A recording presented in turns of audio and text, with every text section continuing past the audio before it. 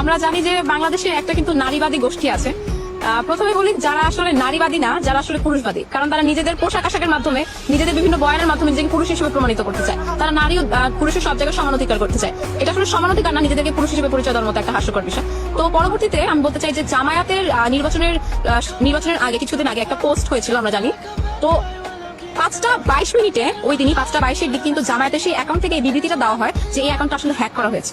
পরবর্তীতে হঠাৎ করে এরকম একটা পোস্ট, আমি প্রথমে জামায়াত বিরোধী হিসেবে বলি, যদি জামায়াত বিরোধীদের ভাষায় বলি, তো এতটুকু সেন্স অবশ্যই একটা মানুষের কাজ করবে যে নির্বাচন ঘনিয়ে এসেছে, এমন একটা সময় অবশ্যই বাংলাদেশের বিরাট একটা নারী সমাজের বিরুদ্ধে কেউ এরকম একটা হাস্যকর মন্তব্য করবে না যাতে সে নিজের ভোটে হেরে যায়। দ্বিতীয়ত, যেখানে বলাই হয়েছে যে অ্যাকাউন্টটা হ্যাক করা হয়েছে, পরবর্তীতে এরকম পোস্ট নিয়ে তাৎক্ষণিক মিছিল, তাৎক্ষণিক বিক্ষোভ, এগুলো দেওয়া আসলে কেবলমাত্র হাস্যকরই না, বরং সন্দেহ জাগায় যে আসলে কি তারাই হ্যাক করলো কিনা। তো যে নারীবাদীরা যখন নারীদেরকে ধর্ষণ করা হয়, যখন আওয়ামী লীগের নেতাকর্মীরা নারীদেরকে ধর্ষণ করে, নির্যাতন করে, নারীদের মান সম্মান ইজ্জত হানি করে, তখন তারা কোনো কথা বলে না। কিন্তু জামায়াতের একটা পোস্টের ভিত্তিতে, একটা ফেক হওয়া অ্যাকাউন্টের একটা পোস্টের ভিত্তিতে তারা ঝাড়ু মিছিল নিয়ে নেমে আসে।